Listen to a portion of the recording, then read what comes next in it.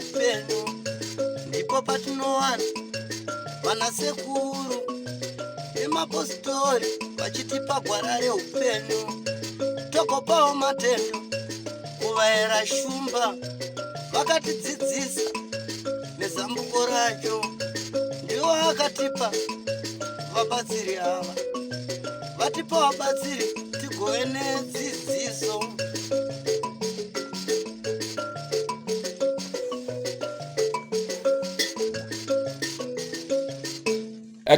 Kazuwai muri yeZimbabwe, kusangana kwatiri kuita nhasi uno katiri mumusha weNorton. Rangu zita ndinonzi Andrew Neshamba. Tiri kukuunzirai vemanake mavakuvaziva vari kuita zvakasiyana siyana zvinosanganisira zvekuruka, kusona hembe, kubika, kurima, kuchengeta nguruve, zvipfuwo zvakasiyana siyana. Ndo zviri kuitwa nevemanake mukuedza kuona kuti nharaunda yabudirira here, uyezve veruzhinji vawana cheuviri here.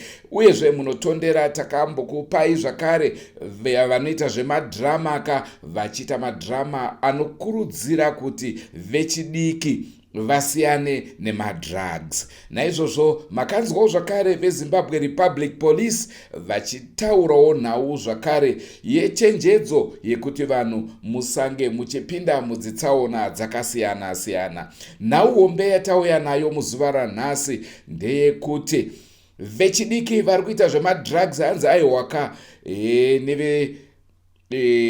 nevakuru vakuru vati aiwa, kana uine mapepa ako akakwana siyana nemadrugs, uya kuno kwatiri tikupe basa straight one time, kwete zvokumbosara uchitenderera, kwete kuswera uchiita zvemadrugs. Kana wakapasa iwewe uchiziva kuti wakapasa uchida basa, aiwa uya katikuyamure pane kuti upinde mune zvemadrugs. Ndo nyaya hombe yatauya nayo nhasi, iyo yabudikidza nezvirongwa zvemanake avo vanobatsira vagari vemuNorton mune zvakasiyana siyana. Senguva dzese muri yeZimbabwe tinokurudzirai kusubscribe kuDrewmas Media. Drewmas Media, taking you to another level. Kutanga kuchirongwa tiri kukupai Dr. Sokani, vanova ndivo mutungamiri wemanake. Vataure tikapedza speech yavo tobva tazokupaiwo zvakare ya guest uyo anova ndiye atitsanangurira nhau yekupa mabasa kune vechidiki kuti aiwa siyana nemadrugs uye tikupei mabasa. Kondo zvinochemerwa nemhuri yeZimbabwe kuti vawane cheraramo chouviri. Respected guest from the Ministry of Women's Affairs, Small Medium Enterprises and Development, representatives from the Minister of State, I'll mention the name later, and Provincial Affairs, Marsh West Province, representatives from civil society organizations and members of the media, distinguished members of MET, ladies and gentlemen, a very good day to you all. It gives me a great pleasure to welcome you all to this showcasing event. In this speech, I'll give a brief update on the objectives set and the progress made on those objectives. Today marks third gathering for Manake here in Norton, Marsh West Province.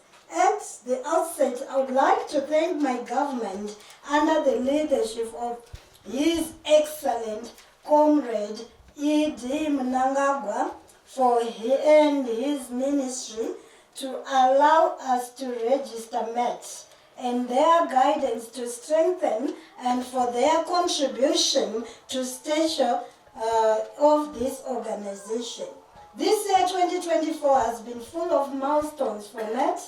It began with the launch of the organization, which marked 3 years of its operations. This was soon followed by this showcasing event a month later.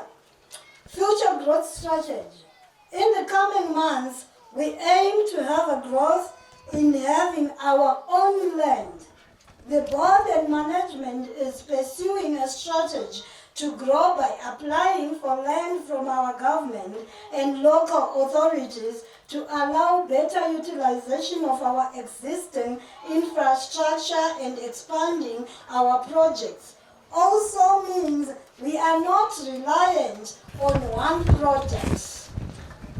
When we started the year, we set to update and reorganize our membership database. I am pleased to announce that the membership database has now been updated satisfactorily, and the numbers are overwhelming as the days goes by. We intend to increase membership as we go province by province. I think you have heard me on that one. We would identify key interested persons in each province to serve as regional coordinators to bring the society and its activities closer together. The coordinators will become channels for information dissemination and are responsible for mobilizing activities in their respective regions. We also organize social functions in order to give members a chance to interact, socialize, and exchange ideas and updates on regional developments. As the wise people say, a journey of 1,000 miles begins with one step. During the year, one of our objectives is to increase information dissemination to ensure inclusiveness and to publicize our activities to both members and non-members. The growth strategy of MET is to set up factories in our provinces and look for investors and funding to enable further development.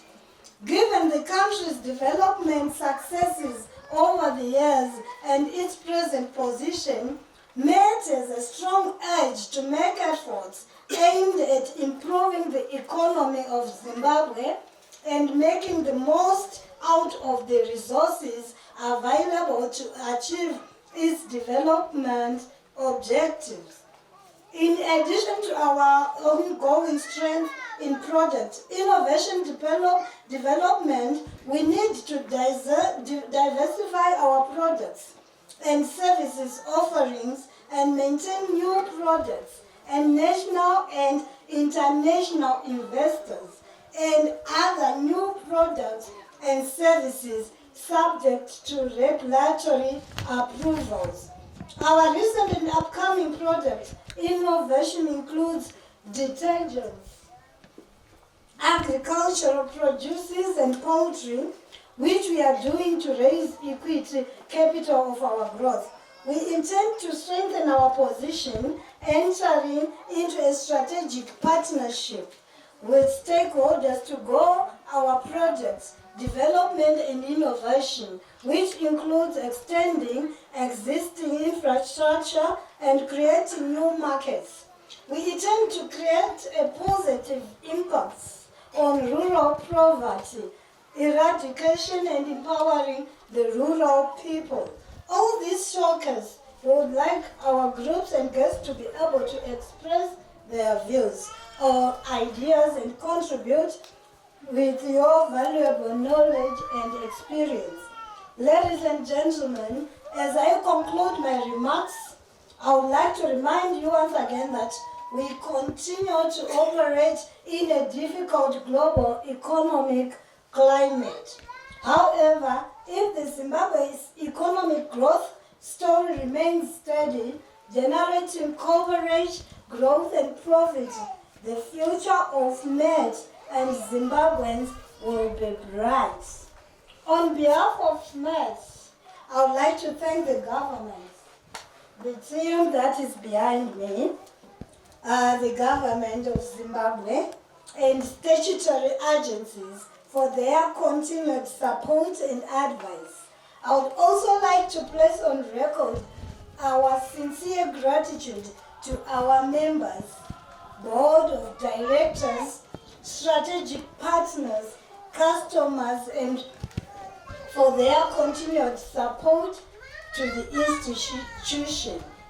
Last but not least, I would like to compliment and thank you all, the members of MATE, for their unstinted dedication and efforts toward meeting the objectives of the organization.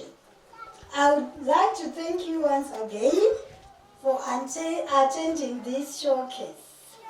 Upon everything, I think I rest my case. Ladies and gentlemen, before we go any further, let me give my warmest remarks and gratitude to our special guest, the PA to the Minister, to Honorable Minister of State. He's here for us. Let's welcome and stand up and welcome Mr. Kanzo. I'm sorry, MC. Matipa speaker.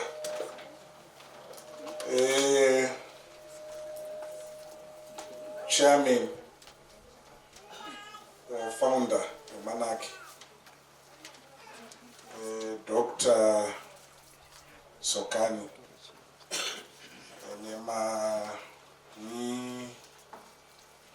Danga, Managing Director. Okay. All right. I'm sorry, my provincial heads are pano. My ministries, Nehurumende, Ministry of Youth, head Comrade Mavune, Youth, Small to Medium Enterprises, Comrade Msamani, Delegation Yin, to not Pamsoroi, Wamwese, Makutzwaka. Andina zvakawanda zvandoda kutaura. Havasi minista vari kutaura, ndi PA vari kutaura. PA vauya kuzoona kuti chinombonzi manake chii, vari kuenda kupi, vari kufungei, vada kuita chii nevana venyika ino, vari kukwana papi pamantra yapresident, vari kukwana papi pavision yapresident. Vision yapresident yekuti no one, no place should be left behind. This is an inclusive approach, a collective approach. Whether wakadhakwa, whether uri pai, zvanzi chitima ichi chiri kuda munhu wese. So when Dr. Sokani came to our office, vachitaura zvavari kuita munotoni, tisati tapira kune mukuru kuna minista kuti ave manake tikuona, ndosaka maona tauya nema heads of departments from different ministries. Hatisati taudza minister kuti chii chinonzi manake, asi tichavaudza from this end now kuti manake for sure.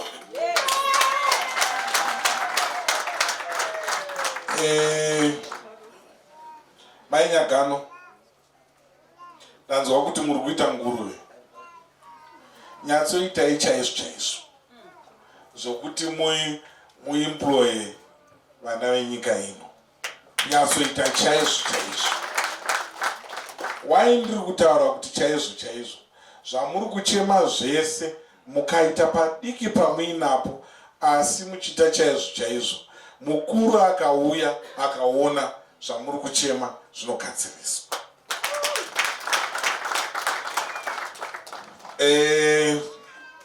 Ndichitaurawo zvakare kunyanya avo vari kuita nyaya yemadrugs.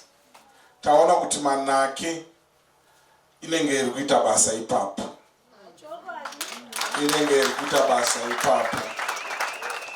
Isusu manake toda kungoisimbisa kuti pamunoona vaya vamunenge maona vachiita madrugs, kana paine magraduates aripo, kana paine vane ma-O levels aripo, uyai nelisti ravo kuofisi kwangu. Vanhu ivavo hativashayire pokuenda. Hativashayire pokuenda. tinogona kutovaendesa vamwe vanoita mapurisa, masoja, ndo basa rangu inini. Saka mavhakansi waya ariko. Saka handina kuti chitanga wadhakwa kuti uzoni. Kana wagara uri munhu ari straight zvako, ane maitiro ari kungoita, zita rako unongoisa. Because varipo maheads andauya nawo panapo veyouth. Kana uri muyouth unongoenda ikoko. Because ezvinezvi zvatakuita ndezvekuti unofanira kutanga watrainwa. Unofanira kutanga watrainwa kuyouth kuti upinde mumagovernment departments.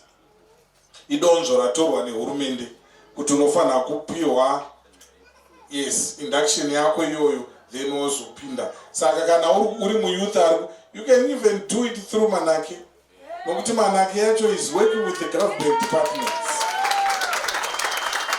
Saka ndati kuna avo vane anonzi ve-social media ari kutaura pano haasi minister, ari kutaura pano ndi PA waminister.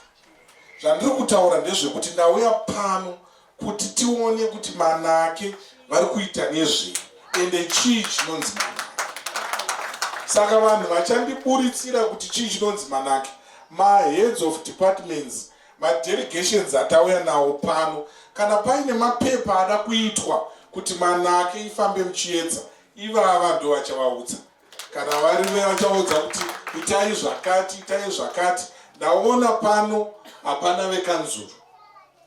Asi pa-next meeting tichada kuti vekanzuru vave pano, so that tinoita an inclusive approach, a collective approach, yekuti everyone is involved. Tese tiripo, kana paine zvichemo zvida kugadziriswa, zvogadziriswa zvese. Saka tiri kuti isusu veManake, rambai muchingorecruita. Ndichipedza ndichida izvi, musavhunduke patrust yenyu kuti funding muchaiwana kupi. Ko Zimbabwe iri kurarama wani mukati memasanctions. Iye zvino izvi tabata ziki. Ndiana chii chaungaite paziki. Ziki yatoye US pachezvayo, kana usina muhomwe tsvake. Mari yakasimba iyoyo. Asi ukaonekwa uchichinja zvisina basa kuchikurupi. Imari yekuti tiri kutarisira kuti zvinhu zvedu zvinoita se zvinofamba zvakanaka. Tashandisa gold redu ratinaro muno munyika kuti tigadzire ziki. Saka ndiri kutaura izvi kuti Manake musacheme kuti hatina mari, hatina chakati. Dhora pamuri, chinhu chenyu chinoenda kumberi. Ende vakuru vanenge vachiona ende vanokubatsirai. Saka ndiri kuti zvinhu zvenyu zvakanaka, you should have your own self-funding. Musatarise mumwe munhu, batsiranai pamuri papa, muchirekrutana. Wandiningirikina magetsi kuti zvinhu zvacho zviite sei zvifambe zvakanaka. Pane ve-small to medium enterprises panapa vari very much concerned nema-projects. Ma-projects ndo chinhu chakanakisa. Unoona ma-projects akanakira kuti kudii? Ma-projects akanakira kuti even kana domestic violence inopera, kana mukadzi aine mari, murume achiuya ane mari, mese muchiuya nedhora, uye achiuya nedhora, hapasina domestic violence. Then word renyu ramuri kuti gender rinoreva munhu wese, mukadzi kana murume. Saka chiitai basa rekuti panapa ndaona kuti gender yacho haina kunyatsoonekana. Pane pana vakadzi vakawandisa, ndoda kuti varume vawandise zvakare, zvinhu zvacho zvifambe zvakanaka. Kune avo vari kuita madrugs. Kana mukamuona mwana ari kuita madrugs, endai mese paari. Endai kana kumba chaiko, munotaura nevabereki kuti mwana iyeye muve naye pano. Muri kuziva zvakaitika here kuChegutu? Muri kuziva zvemunhu uye akazviburitsa chinhu chinonzi drug, kana chisati chasvika pauri hauone kuipa kwacho, asi kana chasvika pauri unoona kuipa kwacho. Saka nhasi handina hamwe shokune kwandandi kutumwa, ndanonoka kusvika bhozi tanga tichinasika kuya pano. Asi iye zvino izvi ndichakusiyirai ma-provincial heads, vachafamba nemi vachiona zvese zvamuri kuda. They will note down and they will advise you and they will write a document to our office. I'll go through the document before I submit the document to the minister. Submit the document to the minister and ndichiti ini ndakatopa svikawo ipapo. My heads of departments, they were there. Vachiita zvavanga vachiita. Saka ndinotarisira kuti vanoda kuita zvokubika, vanoda kuita zvokuchengeta maprojects ese, munoudzwa thrust mafungiro ari kuita government nemagovernment heads. Nokuti ukaita zvinhu zvisiri in line negovernment policy unorasika. Saka ndosaka maona magovernment heads, they are all here kuti vakusapotei pfungwa dzenyu dzifambe zvakanaka. Zvamuri kuda zvese kana land yamuri kuda pekushandira pese hapambotora nguva kana muchiita chinhu chakarongeka. Because veku-Ministry of Youth vakanyora zvavanonyora, veku-Ministry of Small and Medium Enterprises vakanyora zvavanonyora, nevamwe vese vari pano vakanyora zvavanonyora, zvinoita kuti pfungwa dzenyu dziende pamberi. And our first lady is concerned about vana vari kuita madrugs. Saka mukarecruita a bigger number, it will be easy for the first lady kuti vauye munotoni kuzoona vana ivavo. Tanzwisana. Saka Dr. musamirire ipapo, rambai muchiita zvinhu zvenyu kuti zvifambe zvakanaka, muchibatsirwa nemapazi ehurumende. Nokuti mukaita zvinhu zvisina mapazi ehurumende, tinofunga kuti hameno mumwe munhu ari kukusponsai kana kuti makutoda kutotipandukira. Asi kana muchifamba nesu tongoziva kuti aiwa manake ndeedu, saka toita sei, tofamba nayo. Tanzwisana. Pamusoro imose munoremekedzwa, all protocols observed. Okay, inonzi ndothoka Pungu Felix ndabva from Ministry of Youth. Inonzi Ministry of Youth, Empowerment, Development and Vocational Training. Our target group as Ministry of Youth is my youth are 15 to 35. When you are 15 years to 35 years, we consider that person as a youth. As Mabasa kuti akaroorwa kana ti asati. Alright, tinema programs akati one day atinopa my youth. Pateta tour yataita chitenderera kuona ma projects enyu. We're quite happy nema income generating projects at our own. Ministry of Youth tine a bank rakagadzirwa my youth ronzi Empower Bank. That bank rangogadzirwa specifically kufanda ma projects ema youth.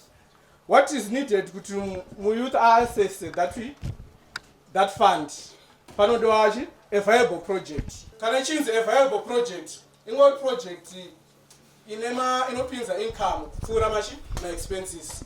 Kuti tikatesa project yako taka assessa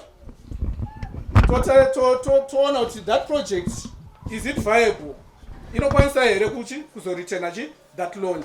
So chinodiwa chete pakuapply for that loan is a project proposal ne viable business. Then we've got a template yatinokupai kuti mufile yamukwanisa kunyoresa that project proposal. Then danzwa chaplain wachitaura registration yema companies. We also assist my youth kuti va register ma companies avo. Tino assist at two types of company. Pane public business corporation ne private limited. What is needed kuti muna register for public business corporation? A person are one ankwanisa register company. Yotwaji a registered company. Then for private limited, in order to gender male. Then for private limited, we assist kuti mukwanisa register. My cost it should be $100. Then for public business corporation, it's $60. Then we have to a registered company. A registered company says na chaplain no kwanisa protect my brand rako, no protect my assets rako, no protect iwe as a person. Because you are to loan repairs now. Apana kwanisa kuyachitora kana mota yako iri muzita company. So we encourage my youth as kuti muye muzo register companies. It also helps you kana muchidila nevanhu vakaita sema big companies. Kana uda supply products kunana TM and okay, vanoda ma registered company. We also assist you kuti mukwanise kuwana ma tax clearance, ma price. We also assist you for those things. Munoya to assist pachena. Taona panapa Manake Trust inoita zvema trainings evana. Trainer ma skills. We also do vocational training. Tine at least every district has a vocational training. Doctor is kumbira to go to ma collaborations but for my trainings amunoita ma students. Tine qualified personnel yatokwanisa kubatsirana. We also do my business management training whereby unongwa teach the skill yokugadzira kana yembe kana gardening kana but how to monetize that business. Isusu ndo patopi ndo ne technology know how to brand your products, how to price them. Those lessons talk teacher. Then manzwa PA vachitaura National Youth Service. Currently we are registering vese varoda kuenda for National Youth Service. Chinongodiwa kuti munhu aende for training kungova mu youth ane 18 to 35 years. Ati require ma qualifications kana anything. Wakaenda ikoko unoteachwa ma skills. Each 3 months uri camp, then the other 3 months which I reach community service. So you can register even in a phone through our district office. Se kuno munokwanisa kuregister through Vagerman varukona uko makawabata over the phone munokwanisa to register for National Youth Service. We have another parastatal inonzi Zimbabwe Youth Council inoita zvema associations. My associations ingori a group of 10 or and above vanhu vane similar interest. Then vanouya to register, then vatokwanisa kuoperate zviri pamutemo. Zvatinoda for my associations is a constitution bind that group, then list a membership. Izvozvo we are registering my associations for free currently. So there's a long register my associations. You can come through Mr. German, then we register. Then matwaneji ne certificate of mukwanisa cooperate muchita my activities. Then all these my activities engage taura. They are in a bid which teaching to reduce the demand of my youth my drugs. We are also in the committee demand reduction. You teaching to my youth joquit. To my youth joquit avasaita jema drugs.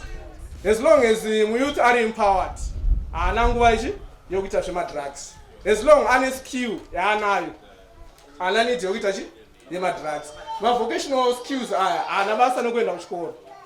It's talent inokoda ngochi develop. Then wakawana the right training watukwanisa kuti trade. What formalize your businesses. Then watuwana something chaunoita. Toda kuti timbosimudza Sister Memory Mavengere from the Ministry of Women Affairs kuti vauye pano pamberi.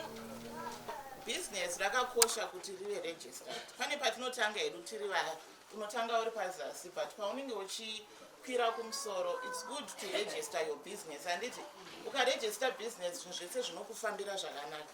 Hauchambonetswi nevanhu vecouncil, unenge uchinatsoziva kuti uchiita zvinhu zvako wakasununguka. So on business management tine matopic akati about 6 atichangobata ndinoona kunge akanyanya kukosha, but aripo futi mamwe handiti. So tichatanga nemarketing. So pamarketing tine yatinoti market research handiti ndo yakakosha yaunotanga kuita paunoita business rako. Inonzi market research. Market research ndeyekuti unotanga kuona kuti vanhu vanodei handiti chii chandoda kuita inini ndoda ita zvokubika handiti vanhu vanoda chii vanoda sedza nemavheji handiti ndo market research iyoyo. Tobva taenda inonzi target identification. Target identification oona kuti zvoni ndinozokwanisa here kuti ava vanhu vari paGrace Ministries Church ndofunga ndizvozvo kuti ndinokwanisa here kuzovapa zvinhu zvandoda kuvaprovide maservices andoda kuvapa ndinobudirira here, ndo inonzi target identification. Anditi toenda pane inonzi market mix. Market mix iyi ine ma4 Ps. Ma4 Ps anenge achitinenge uchitarisa product zvanga zvichitaura mai kuti product iyi ndeye zvakati. Anditi otarisa price kuti pandichoita product yangu iyi price yangu inenge ichifamba sei. Anditi tabva paprice toenda paplace kuti ndichaitira papi inini business rangu, ndoritira pakonapo here kana kuti panhorwe kana kuti papi. Tobva tati mapromotion. Kana uchiita business ka mapromotion anodiwa, anoencourage vanhu. Makamboona kunoitwa kana kunongopiwa zvinhu zvemara kana kuti kuroad show chaiko vanhu vanowanda zvisingaite, because ndizvo zvatinoda isusu sevanhu. Zvikatonzi panapa pari kupiwa vanhu kana matshirt maharaka, panenge pakatowanda vanhu kukunda vari panapa.